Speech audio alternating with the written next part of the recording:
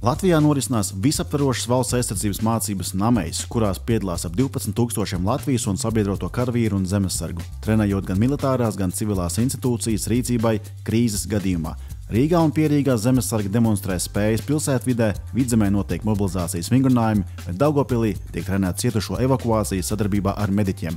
Mācību mērķis – pārbaudīt, cik ātri un vienota valsts spēj reaģēt uz apdraudējumu. Vienlaikus Latvijā noslēgušās NATO daudznacionālās brigādes mācības Oak Resolve, apliecinot sabiedroto pilnu gatavību aizstāvēt alianses austrumu flangu. Reģionā rit arī apvienoto reaģēšanas spēku mācības Tarasis, kas demonstrē Ziemeļeiropas valstu vienotību un gatavību rīkoties jebkurā vidē, no Baltijas jūras līdz kibertelpai. Rīgā aizvadīta NATO militārās komitejas konference, kurā tikās visu 32 dalībvalstu bruņoto spēku komandieri.